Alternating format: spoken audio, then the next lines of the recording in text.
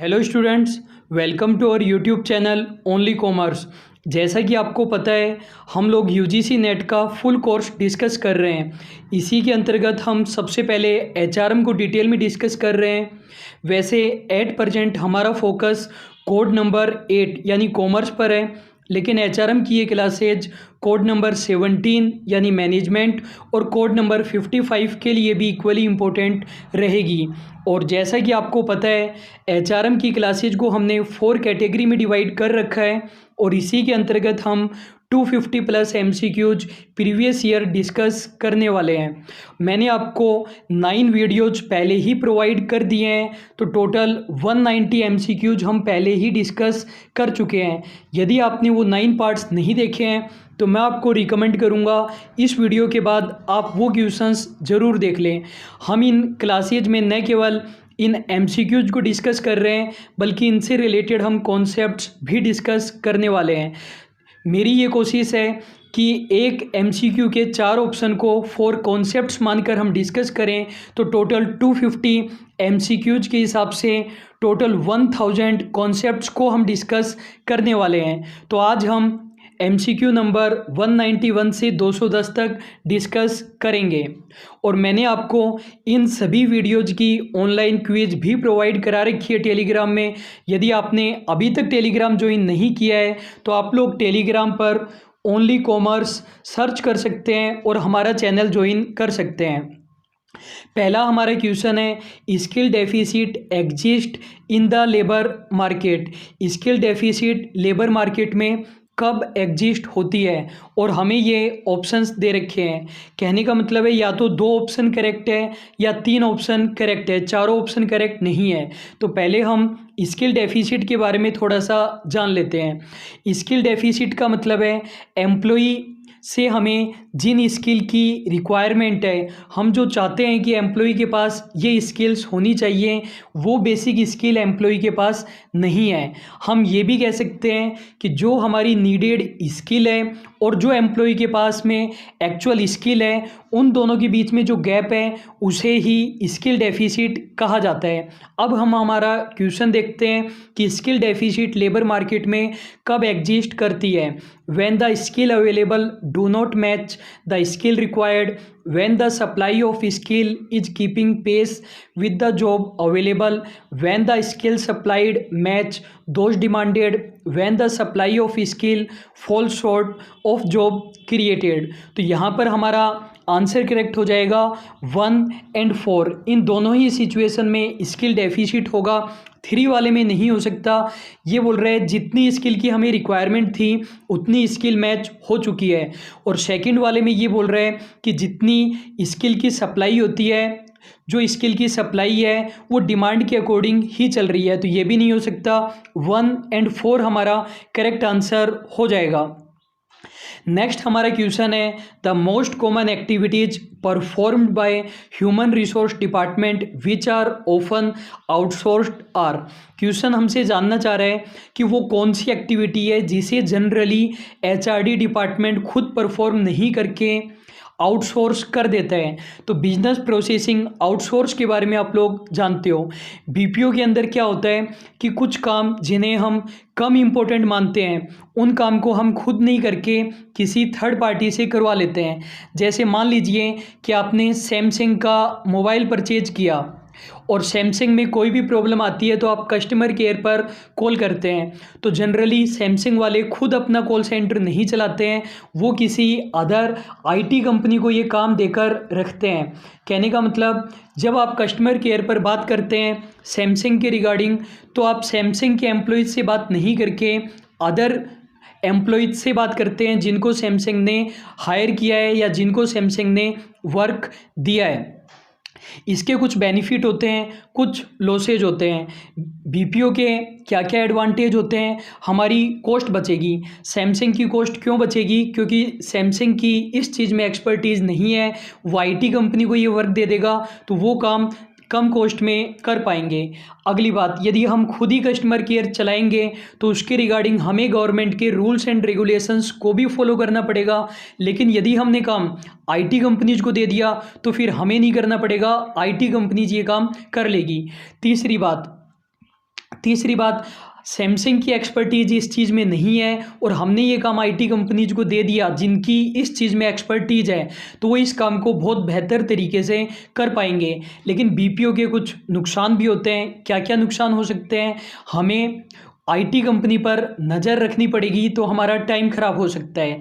Second चीज़, security risk इस regarding कि IT companies को भी हमारे ट्रेड सीक्रेट के बारे में पता चल सकता है, हमारे सभी फंक्शंस के बारे में पता चल सकता है, उन्हें ये पता चल सकता है कि सैमसंग के फ़ोन में क्या क्या खराबी आती है, और नेगेटिव पब्लिक रिलेशन हो सकते हैं। हो सकता है कि वो हमारे कस्टमर्स को उतने अच्छे से हैंडल ना करे जितने अच्छे से हम हैंडल कर रहे थे। तो हमारा ये क्वेश्चन ये जानना चाहता है कि इनमें से वो कौन सी एक्टिविटी है जिसे एचआरडी डिपार्टमेंट आउटसोर्स कर देता है।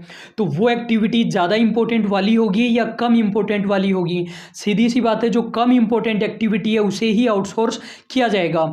Recruitment and selection, human resource planning, performance evaluation, occupational health. तो डी हमारा यहाँ पर करेक्ट आंसर हो जाएगा ऑक्यूपेशनल हेल्थ। हम हमारे एम्प्लॉयज़ की हेल्थ को अच्छा रखना चाहते हैं, इसलिए हम कोशिश करते हैं कि 3 मंथ में एक बार एम्प्लॉयज़ का चेकअप हो जाए। तो ये काम हम खुद नहीं करके किसी हॉस्पिटल को ये काम दे सकते हैं। नेक्स्ट हमारा क्वेश्चन है, portfolio working is working in which. Portfolio working किसे कहते हैं, ये हमारा क्वेश्चन जानना चाहता है। तो पहले हम पोर्टफोलियो वर्कर के बारे में जान लेते हैं। पोर्टफोलियो वर्कर एक ऐसा वर्कर है जो एक से ज़्यादा जगह पर काम करता है। जिन चीज़ों को मैंने रेड इंक में किया है उन पर आप फोकस करेंगे तो ईजिली आपको समझ में आ जाएगा। तो एक ऐसा वर्कर जो एक से ज़्यादा जगह जॉब कर रहा है।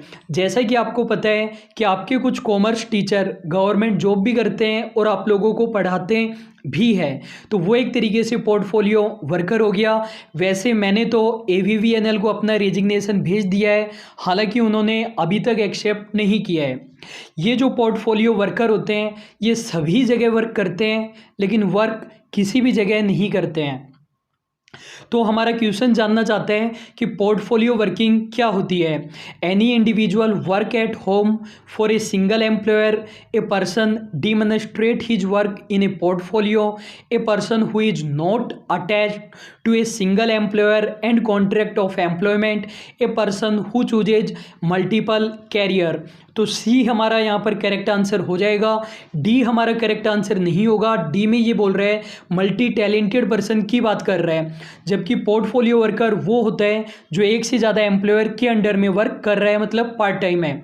अगला हमारा क्वेश्चन है, an employee leaving the organisation as a result of violation of rules is an example of forced retirement. Second में कह रहे हैं management giving an option for an employee to retire due to his illness और disability is an example of voluntary retirement. तो हम थोड़ा सा retirement के बारे में पहले जान लेते हैं। देखो रिटायरमेंट क्या होता है। जनरली आप रिटायरमेंट का मतलब समझते हैं कि एम्प्लॉई बूढ़ा हो गया और उसकी जॉब एंड हो गई तो उसे रिटायरमेंट कहते हैं। यदि ये आप रिटायरमेंट का मीनिंग समझते हैं तो आप गलत समझ रहे हैं। रिटायरमेंट का मतलब है टर्मिनेशन ऑफ सर्विसेज। सर्विसेज का समाप्त हो जाना, मतलब जॉब का ख़त्म हो जाना, और वो चाहे किसी भी रीज़न की वजह से हो। चाहे हमने एम्प्लॉय को हटा दिया है, चाहे एम्प्लॉय ने खुद ने रेजिग्नेशन दे दिया, एम्प्लॉय की डेथ हो गई, एम्प्लॉय का रेजिग्नेशन हो गया, एम्प्लॉय का एक्सीडेंट हो गया जिसके कारण टोटल डिसेबलमेंट हो गया और एम्प्लॉय को हटना ही पड़ा, या फिर सुपर एन्युएशन हो गया। किसी भी रीज़न से यदि सर्विसेज समाप्त हो जाती है तो वो रिटायरमेंट होता है। यदि आपने किसी जगह पर 5 दिन ही वर्क किया तो भी 5 दिन के बाद रिटायरमेंट ही कहा जाएगा। रिटायरमेंट के लिए ये ज़रूरी नहीं है कि आप 10 साल 20 साल 30 साल वर्क करें। देखो सुपर एन्युएशन क्या होता है, जो आप जनरली रिटायरमेंट समझते थे ये मेरी बात सुनने से पहले, वो सुपर एन्युएशन होता है जब एम्प्लॉय बूढ़ा हो जाता है, उसकी एज हो जाती है और तब सर्विसेज टर्मिनेट होती है, उसे हम सुपर एन्युएशन कहते हैं। जैसे गवर्नमेंट जॉब में जनरली 60 ईयर्स या 50 ईयर्स जब कंप्लीट होते हैं तब आपको जॉब छोड़नी ही पड़ती है, तो वो सुपर एन्युएशन के कारण रिटायरमेंट होता है। अब रिटायरमेंट 2 टाइप का हो सकता है। पहला होता है हमारा मैंडेटरी और दूसरा होता है वॉलेंट्री। मैंडेटरी वो है जिसके अंदर हमारी खुद की इच्छा नहीं है, एम्प्लॉयर की इच्छा है, हम तो कंटिन्यू वर्क करना चाहते थे। जैसा कि आपको पता है गवर्नमेंट एम्प्लॉय कभी भी रिटायर नहीं होना चाहता, 100 साल का हो जाएगा चाहे वर्क उससे नहीं हो, लेकिन सैलरी आते रहना चाहिए। तो एम्प्लॉयर की मर्जी है या फिर ऑर्गेनाइजेशन की पॉलिसी है कि आपको छोड़ना पड़ेगा, एम्प्लॉय नहीं छोड़ना चाहता था। और वॉलेंट्री के अंदर एम्प्लॉय खुद ही छोड़ना चाहता था। कई बार ऑर्गेनाइजेशन वीआरएस की स्कीम लेकर आते हैं, आप लोगों ने टैक्स में पढ़ा होगा, वॉलेंट्री रिटायरमेंट स्कीम। जब हमारे पास एम्प्लॉय ज़्यादा है और ऑर्गेनाइजेशन को लगता है कि हमें इतनी एम्प्लॉयज़ की ज़रूरत नहीं है, तो रिट्रेंचमेंट में तो ऑर्गेनाइजेशन खुद ही हटा देता है। और वीआरएस में ऑर्गेनाइजेशन एम्प्लॉयज को कहता है कि हम आपको पैसे देंगे, आप पैसे लेकर घर पर चले जाओ, आपका भला हो, भगवान आपका भला करें। जैसे बीएसएनएल ने 8% वीआरएस स्कीम लेकर आया था और काफ़ी एम्प्लॉयज बूढ़े बूढ़े लोगों को उन्होंने घर भेज दिया पैसा देकर। तो आई होप आपको मैंडेटरी और वॉलेंट्री रिटायरमेंट समझ में आ गया होगा। ये जो मैंने ऊपर रीज़न बताए ये सभी लगभग मैंडेटरी के ही एग्जाम्पल हैं। हमने हटाया या फिर डेथ, एक्सीडेंट, सुपर एन्यूशन, ये सभी मैंडेटरी रिटायरमेंट के एग्जाम्पल है। और रेजिग्नेशन यदि हम हमारी मर्जी से ही दे रहे हैं बिना किसी दबाव के, तो वो वॉलेंट्री में आ जाएगा। हम ये कह सकते हैं कि मैंडेटरी वाले के अंदर किसी और ने आपको घर पर बिठा दिया और वॉलेंट्री वाले के अंदर आप खुद रेजिग्नेशन देकर अपनी मर्जी से जॉब छोड़ देते हैं। अगला हमारा क्वेश्चन है स्टेटमेंट 1। अगला नहीं, वही क्वेश्चन जिसका हमने कॉन्सेप्ट डिस्कस किया। स्टेटमेंट 1 ये कहता है कि यदि an employee living the organisation as a result of violation of rules, किसी एम्प्लॉय ने रूल्स फॉलो नहीं किए, इसकी वजह से उसे ऑर्गेनाइजेशन छोड़ना पड़ रहा है, तो इसे फोर्स्ड रिटायरमेंट कहेंगे क्या, मैंडेटरी रिटायरमेंट कहेंगे क्या। स्टेटमेंट 2 ये कहता है management giving an option for an employee to retire due to his illness और disability is an example of voluntary retirement. जो एम्प्लॉय है उसको जॉब छोड़नी पड़ रही है क्योंकि वो इल है, डिसेबिलिटी है, इसलिए मैनेजमेंट ने एम्प्लॉय को कहा है कि आप इल हो गए हो, डिसेबल हो गए हो, आप जॉब छोड़ दो। तो वो वॉलेंट्री रिटायरमेंट है क्या। 1 हमारा करेक्ट है लेकिन सेकंड हमारा इनकरेक्ट है। देखो 1 में तो कोई कन्फ्यूजन होना ही नहीं चाहिए, उसने रूल्स तोड़े थे इसलिए हमने उसे रिमूवल किया है। सेकंड वाले में अभी मैंने आपको फोटो दिखाई थी, ये कहकर हमने एक सज्जन वृद्ध व्यक्ति को घर पर बिठा दिया कि अब आप बूढ़े हो चुके हो, इल हो चुके हो, अब आप एफिशिएंसी से काम नहीं कर पाओगे, जबकि वो सज्जन व्यक्ति तो काम करना चाहते थे, सैकड़ा मारना चाहते थे। तो हम ये तो नहीं कहेंगे कि वॉलेंट्री हुआ है, आपने ज़बरदस्ती करके उनको घर पर बिठा दिया, मार्गदर्शन मंडल में भेज दिया।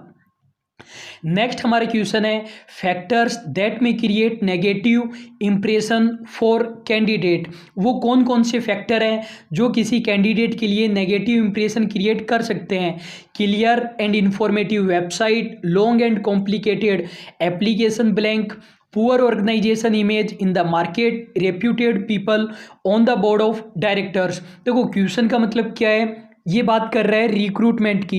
रिक्रूटमेंट का मतलब आपको पता है, हम कोशिश करते हैं कि ज़्यादा से ज़्यादा लोग हमारे ऑर्गेनाइजेशन में आएँ और उनमें से हम बेस्ट को सेलेक्ट कर लें। तो जो कैंडिडेट है वो ज़्यादा कब आएंगे, जब हमारा इंप्रेशन पॉजिटिव होगा तब ज़्यादा कैंडिडेट आएंगे, न कि नेगेटिव इंप्रेशन होने पर। तो क्वेश्चन ये जानना चाहता है कि नेगेटिव इंप्रेशन कब कब हो सकता है। तो देखो जब क्लियर एंड इंफॉर्मेटिव वेबसाइट होगी तब नेगेटिव नहीं होगा, तब तो पॉजिटिव होगा। Long and complicated application blank होगी तब नेगेटिव इंप्रेशन हो सकता है। आपने 5 पेज की एप्लीकेशन भरवा ली उससे और बहुत ज़्यादा कॉम्प्लिकेटेड है, अननेसेसरी आप इंफॉर्मेशन भरवा रहे हो, तो उससे नेगेटिव इंप्रेशन ही जाएगा।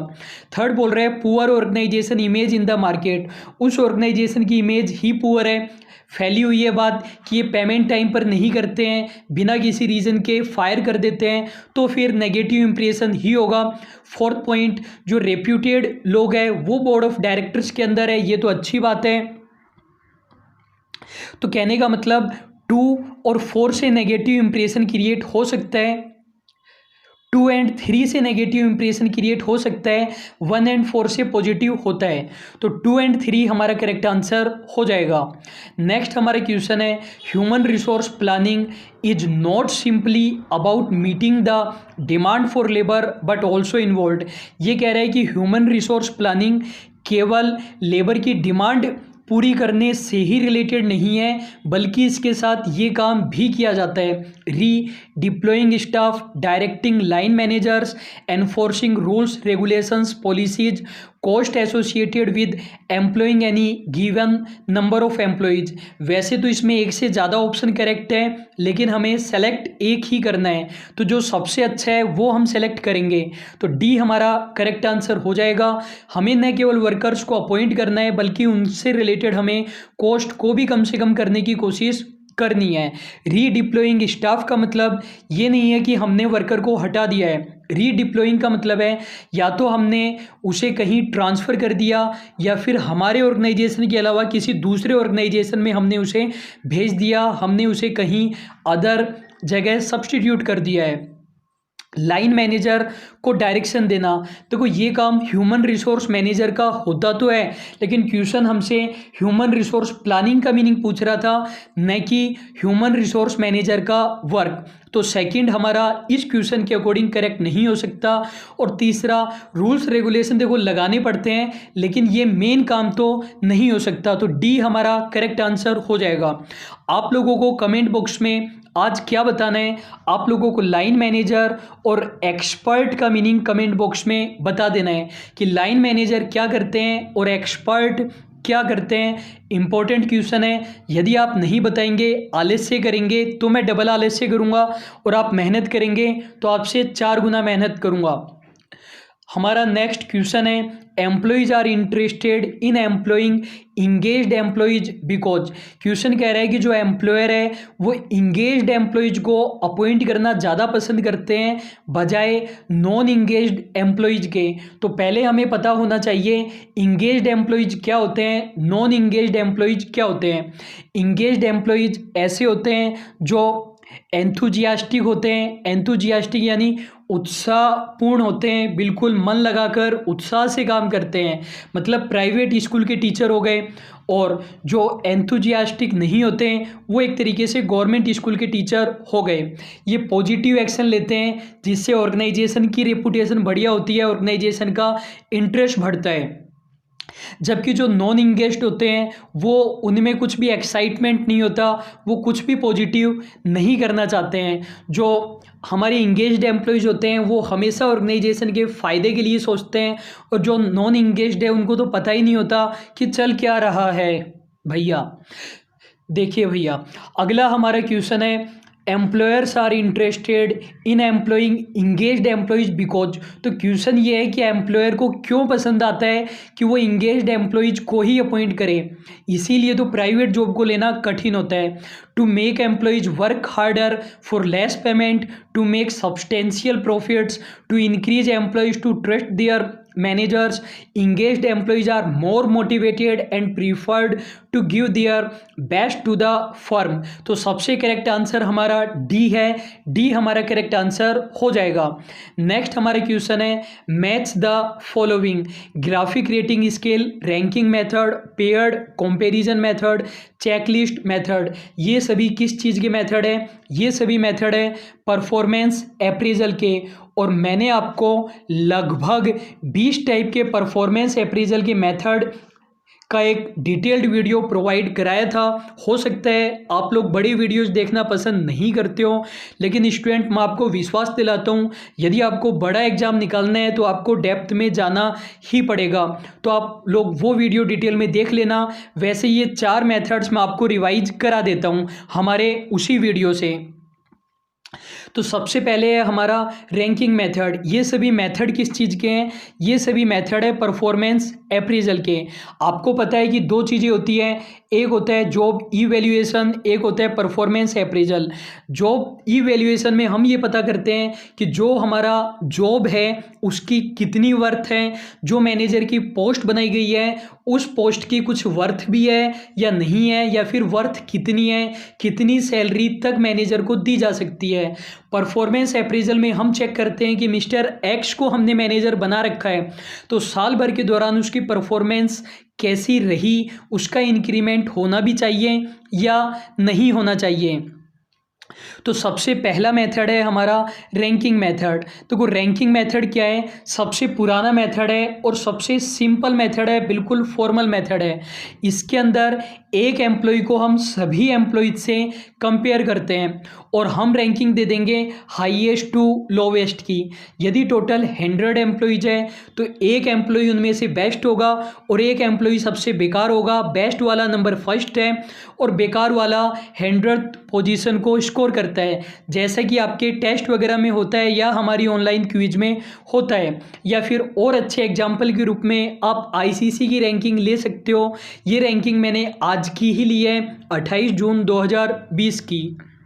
तो जो बेस्ट खिलाड़ी है वो नंबर 1 पर, जो बेकार होगा वो लास्ट पर आ जाएगा। ये हमारा रैंकिंग मेथड हो गया। इस मेथड के कुछ नुकसान हो सकते हैं।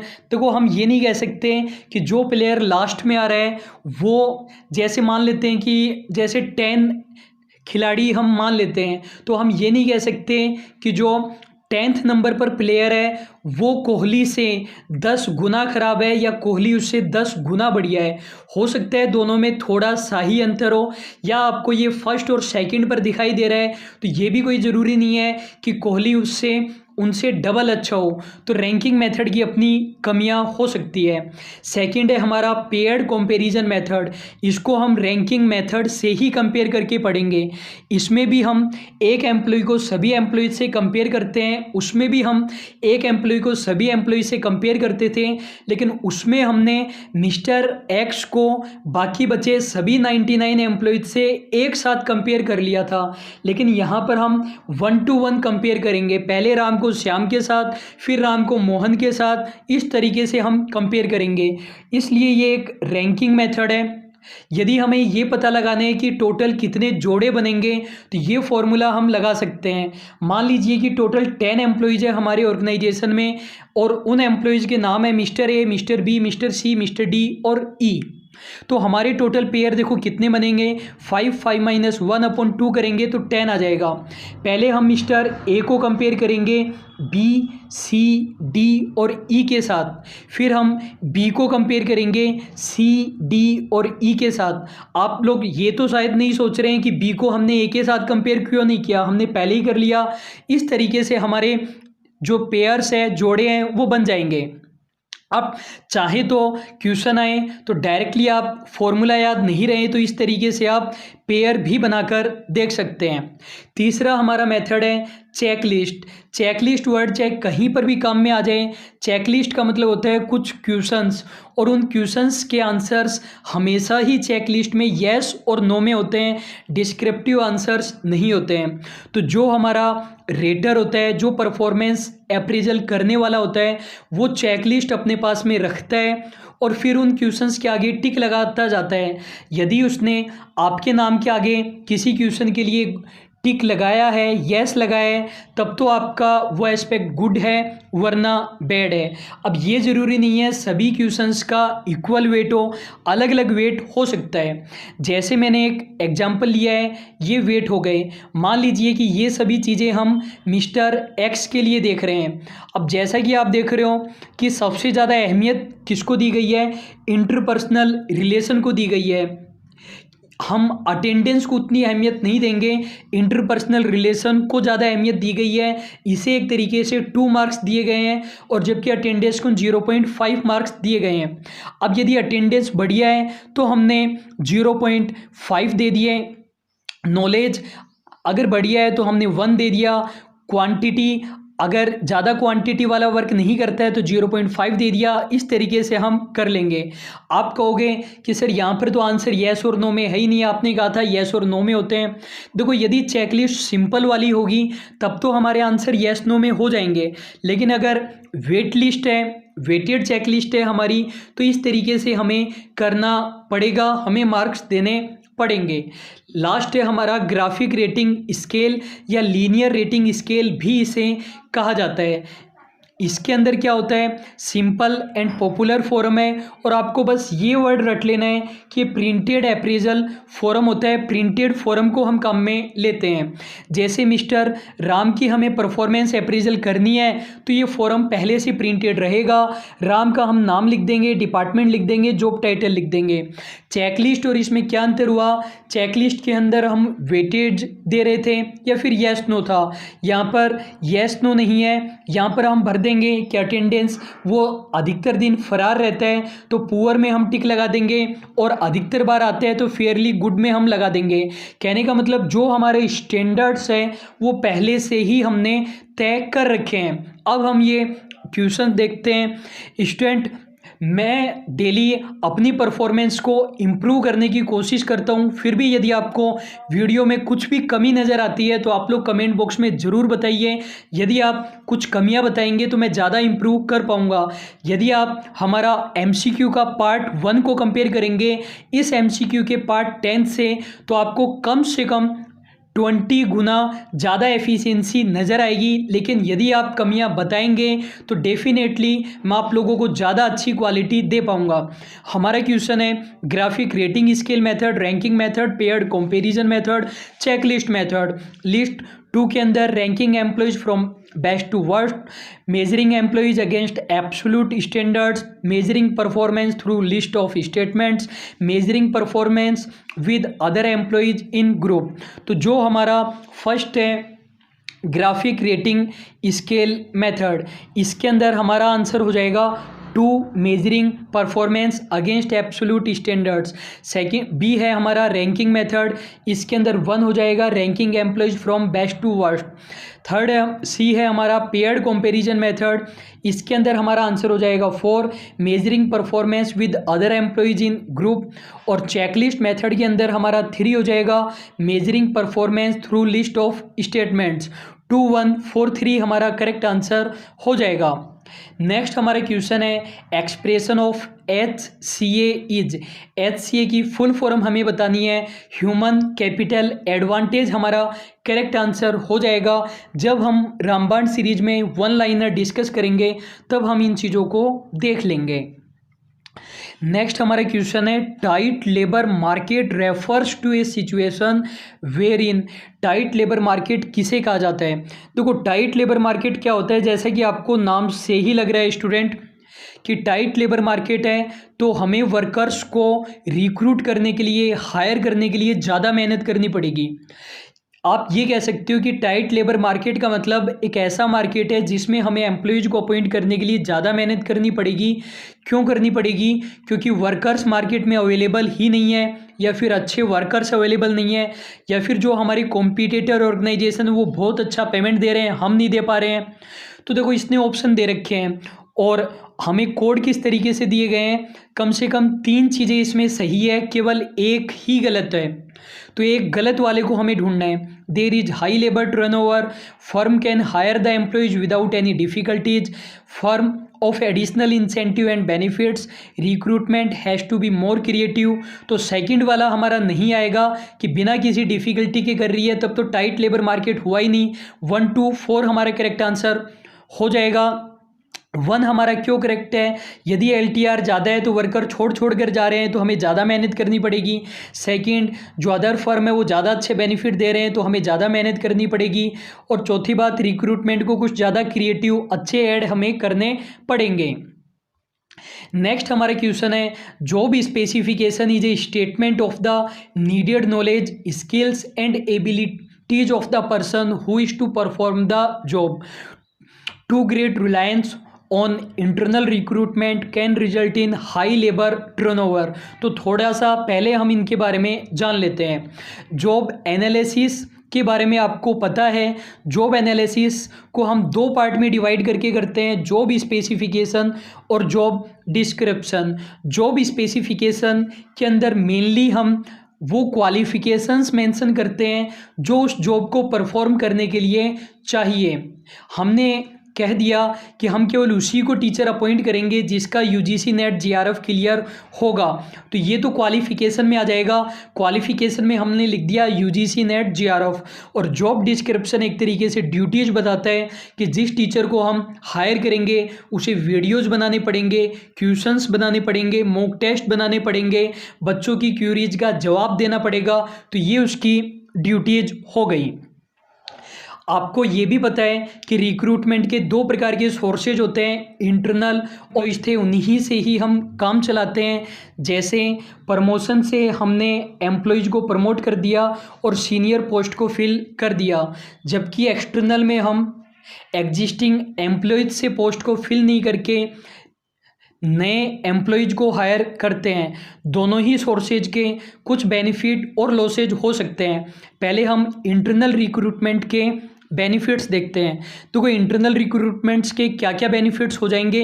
यदि इंटरनल रिक्रूटमेंट का हम लेंगे, हम प्रमोशन से हम हायर पोस्ट को फिल करेंगे तो हमारे एग्जिस्टिंग एम्प्लॉयज़ का मोटिवेशन बढ़ेगा। उन्हें लगेगा कि आगे जाकर हमारा भी प्रमोशन होगा, एम्प्लॉयज़ हमारे लिए लॉयल रहेगा, छोड़कर नहीं जाएगा। उसे लगेगा कि जब ऑर्गेनाइजेशन हमारे लिए इतना कर रहा है तो इसे छोड़कर क्यों जाऊँ। कॉस्ट नहीं लगेगी, हमें एडवर्टीजमेंट नहीं करना पड़ेगा, उन्हीं एम्प्लॉयज से काम चल रहा है। बिल्कुल सिंपल प्रोसेस है, कोई ज़्यादा झमेला नहीं है, रिलायबल है क्योंकि उन एम्प्लॉयज को हम पहले से जानते हैं, टाइम भी हमारा बचेगा। लेकिन नुकसान क्या है, फ्रेश टैलेंट नहीं आएगा, फेवरेटिज्म इंक्रीज हो सकता है। ये लग सकता है हमारे एग्जिस्टिंग एम्प्लॉयज को कि जो आपको सपोर्ट करता था आपने तो उसका प्रमोशन कर दिया और मैं जो इतनी मेहनत करता हूँ मेरा प्रमोशन नहीं किया। लिमिटेड स्कोप है, नया टैलेंट तो आएगा नहीं, जो है उसी से ही अपन को काम चलाना पड़ेगा। कॉन्फ्लिक्ट अराइज हो सकते हैं, एम्प्लॉयज को लग सकता है कि आपने उसका प्रमोशन कर दिया मेरा नहीं किया। जबकि एक्सटर्नल वाले के भी कुछ बेनिफिट होते हैं। क्या क्या होंगे, फेयर और इम्पार्शियल होगा, कोई भी ये नहीं कह सकता कि मेरे साथ भेदभाव हुआ है, बिल्कुल ट्रांसपेरेंट तरीका रहेगा क्योंकि पार्शियल तो है ही नहीं। फ्रेश टैलेंट आएगा, बिल्कुल वाइड स्कोप है क्योंकि लाखों लोगों में से हम अपॉइंट कर सकते हैं, ऑर्गेनाइजेशन की ग्रोथ होगी। लेकिन LTR बढ़ सकता है। LTR क्यों बढ़ेगा, जो हमारे एग्जिस्टिंग एम्प्लॉयज़ है वो डिससेटिस्फाई हो सकते हैं। वो डिससेटिस्फाई क्यों हो सकते हैं कि हमें तो प्रमोट किया नहीं, बाहर से बंदा लेकर आ रहे हो आप हायर पोस्ट के लिए, फिर हम क्यों मेहनत कर रहे हैं ऑर्गेनाइजेशन के लिए।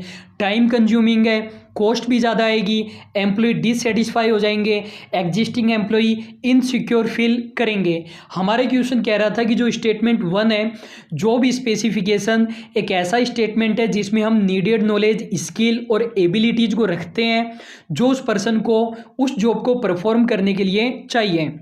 और स्टेटमेंट 2 ये कहता है यदि हम इंटरनल रिक्रूटमेंट पर ज़्यादा विश्वास करेंगे तो LTR बढ़ जाएगा।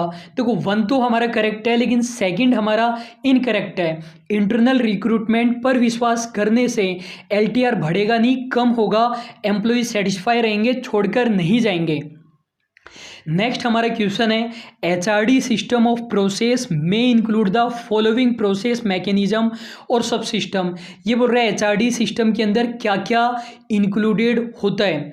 ऐसे क्वेश्चन आते हैं तो उसमें लगभग चारों ऑप्शन ही करेक्ट होते हैं, बस हमें ये ढूंढना है सबसे बढ़िया कौन सा है। तो ये बोल रहा है HRD सिस्टम के अंदर क्या क्या इंक्लूडेड है, career planning, man power planning and collective bargaining, performance appraisal, motivation and grievance handling, performance appraisal, career planning and organisational development, training and development, communication and quality of work life. तो यहाँ पर हम सी कर देंगे क्योंकि ये सबसे ज़्यादा ब्रॉड मीनिंग हमें प्रोवाइड करता है। नेक्स्ट हमारा क्वेश्चन है human factor can be described as. आज का सबसे आसान क्वेश्चन है कि जो हमारे ह्यूमन रिसोर्सेज होते हैं वो एक्टिव होते हैं, पैसिव होते हैं, इनएनिमेट होते हैं, इनऑर्गेनिक होते हैं। ए हमारा करेक्ट आंसर हो जाएगा। ह्यूमन रिसोर्सेज एक्टिव होते हैं, पैसिव तो हो नहीं सकते। इनएनिमेट का मतलब बिल्कुल निर्जीव होते हैं, इनऑर्गेनिक का मतलब नेचुरल नहीं होते हैं, आर्टिफिशियल होते हैं। नेक्स्ट हमारा क्वेश्चन है job description and job specification are the by product of. अभी हमने डायग्राम देखा था, दोनों किसके पार्ट होते हैं, जॉब एनालिसिस के पार्ट होते हैं। यदि आपको 5-7 वीडियो देखने के बाद में भी ऐसे क्वेश्चन याद नहीं हुए हैं तो स्टूडेंट बहुत ज़्यादा प्रॉब्लम वाली बात हो सकती है। नेक्स्ट हमारा क्वेश्चन है, a process that ensure right number and right kind of people are available at right times and right place is an in an organisation, कि वो कौन सी प्रोसेस है जिसमें हम सही नंबर, सही लोग, सही समय, सही जगह पर अपॉइंट करते हैं। तो जो सबसे ज़्यादा ब्रॉड मीनिंग हमें प्रोवाइड कर रहा है उस पर हम टिक लगा देंगे, recruitment process, selection, induction, man power planning. D हमारा करेक्ट आंसर हो जाएगा। इसी को हम ह्यूमन रिसोर्स प्लानिंग भी कह सकते हैं। ट्रेडिशनल वे में मैन पावर प्लानिंग कहा जाता है और मॉडर्न वे में ह्यूमन रिसोर्स प्लानिंग कहा जाता है, क्योंकि आजकल ह्यूमन रिसोर्स प्लानिंग के लिए अलग से डिपार्टमेंट होता है। नेक्स्ट हमारा क्वेश्चन है, educational qualifications are prescribed by law for the following. आसान क्वेश्चन है। देखो, यदि आपको किसी कंपनी में एचआर मैनेजर बनना है तो कुछ क्वालिफिकेशंस हो सकती है क्या? आप कहोगे कि सर बिल्कुल हो सकती है। तो वो क्वेश्चन ये जानना चाहता है कि लॉ के द्वारा प्रिस्क्राइब की गई है क्या एचआर मैनेजर कौन बनेगा। दूसरी बात, लेबर वेलफेयर ऑफिसर के लिए की गई है क्या, मार्केटिंग ऑफिसर के लिए की गई है क्या, ऑल द अबोव है क्या। देखो, आपको पता होना चाहिए कि आंसर क्या आएगा। फिर भी मैं बता देता हूँ कि लेबर वेलफेयर ऑफिसर, जो कि हमारे फैक्ट्रीज एक्ट 1948 का पार्ट है, उसके सेक्शन 49 में डिस्कस किया गया है। और सेक्शन 49 ये कहता है कि यदि वर्कर 500 है या 500 से ज़्यादा है तो आपको एक लेबर वेलफेयर ऑफिसर अपॉइंट करना ही पड़ेगा। और उसकी क्वालिफिकेशंस क्या होगी ये स्टेट गवर्नमेंट डिटरमाइन कर सकती है। हमारा फैक्ट्रीज एक्ट वैसे तो सेंट्रल एक्ट है, लेकिन इसका एडमिनिस्ट्रेशन स्टेट गवर्नमेंट करती है, तो कुछ पावर स्टेट गवर्नमेंट को दी गई है। तो हर स्टेट गवर्नमेंट अलग अलग क्वालिफिकेशंस डिटरमाइन कर सकती है लेबर वेलफेयर ऑफिसर की। वैसे सभी ने लगभग सेम ही कर रखी है। तो जो हमारा क्वेश्चन था कि किसकी क्वालिफिकेशन लॉ बताता है, हमारा आंसर हो जाएगा लेबर वेलफेयर ऑफिसर। स्टूडेंट, आपको ये ज़रूर ध्यान रखना है कि लेबर वेलफेयर ऑफिसर की रिक्वायरमेंट तब है जब 500 या ज़्यादा वर्कर की हमें ज़रूरत हो। ये आपको ज़रूर याद रखना है, बाकी चाहे आप सब कुछ भूल जाओ। नेक्स्ट हमारा क्वेश्चन है, process of familiarising the new employee with the company's rules, regulations and other job related information. नया एम्प्लॉय हमारे ऑर्गेनाइजेशन में आया, उसे हम फैमिलियर कर रहे हैं rules, regulation, other job related information से, तो उसे हम क्या कहेंगे? इंडक्शन कहेंगे। कुछ स्टूडेंट ने पता नहीं क्यों लेकिन ऐसा याद कर रखा है कि इंडक्शन एक फॉर्मल प्रोसेस होता है। देखो, फॉर्मल नहीं होता है, हम उसको इनफॉर्मल तरीके से करते हैं। एम्प्लॉयज का सबसे हाय हेलो कराते हैं, एक तरीके से हम उसे वेलकम कर रहे हैं। तो वेलकम जैसी चीज़ को तो कम से कम हम फॉर्मल नहीं कह सकते। नेक्स्ट हमारा क्वेश्चन है, job description is a statement that contains elements like. Job description एक ऐसा स्टेटमेंट है जिसमें ये सभी एलिमेंट होते हैं, job title, location, duties, machine, tools, equipments, material, working conditions, hazards, all the above. देखो, यदि ये डी ऑप्शन नहीं देता ऑल द अबोव तो हम 1 की टिक लगाते हैं, लेकिन डी ऑप्शन देने के कारण डी को हमें करेक्ट करना पड़ेगा। नेक्स्ट हमारा क्वेश्चन है, in performance appraisal when rater's assessment is influenced by previously held beliefs then the error is called. ये हमारे एमसीक्यू का 10 पार्ट है, तो आपको अधिकतर क्वेश्चंस आने चाहिए। काफ़ी कुछ हम डिस्कस कर चुके हैं। ये क्वेश्चन किस बात से रिलेटेड है? परफॉर्मेंस अप्रेजल के मैंने आपको 2 वीडियोज़ प्रोवाइड किए थे। एक वीडियो में मैंने आपको मेथड्स पढ़ाए थे 20 के लगभग, और एक वीडियो में मैंने आपको सभी प्रकार के एरर्स बताए थे। यदि आपने वो दोनों वीडियोस नहीं देखे हैं तो आप ज़रूर देख लेना, 1 या 2 क्वेश्चन हर एग्जाम में आते ही है। तो ये परफॉर्मेंस अप्रेजल के एरर्स की बात कर रहे हैं। वो कौन सा एरर होता है जिसमें जो रेटर का असेसमेंट है वो प्रीवियसली हेल्ड बिलीफ से इन्फ्लुएंस्ड होता है, उसने पहले से ही मन में सोच रखा है कि ये एम्प्लॉय तो ऐसा होगा। हमारा आंसर हो जाएगा परसेप्चुअल सेट। नेक्स्ट हमारा क्वेश्चन है, द टेंडेंसी टू जज all the employees of an employees performance on the basis of single and attribute is. जब हम किसी एम्प्लॉय के सारे गुणों को नहीं देखकर बस एक गुण देख लेते हैं और उसकी बेसिस पर सभी गुणों का परफॉर्मेंस अप्रेजल हम कर देते हैं, तो उसे कौन सी एरर कहा जाता है? ये भी बिल्कुल आसान सा क्वेश्चन है, आपको कमेंट बॉक्स में बता देना है। आज आपको कमेंट बॉक्स में क्या क्या बताना है, लाइन मैनेजर और एक्सपर्ट में डिफरेंस बताना है कि दोनों में क्या डिफरेंस होता है, एक लाइन में बता देना है। और दूसरी बात, इस क्वेश्चन का आंसर बता देना है, ABCD नहीं लिखना है, आप लोगों को ऑप्शन लिख देना है। यदि आपको लगता है रेटर इफेक्ट आएगा तो रेटर इफेक्ट आपको लिख देना है, आलस्य नहीं करना है। स्टूडेंट, आज के लिए बस इतना ही है। यदि आपको मेरी मेहनत पसंद आती है, आपको टाइम भी नज़र आ रहा है स्क्रीन पर, पूरी रात से मैं सोया नहीं हूँ और अब आपके लिए वीडियो बनाकर अपलोड करके मैं सोऊंगा। यदि आपको लगता है कि इस वीडियो से आपको वैल्यू नहीं मिल रही है तो डिसलाइक कर दीजिए, लेकिन रेस्पॉन्स ज़रूर आना चाहिए। अभी के लिए बस इतना ही। Thank you so much.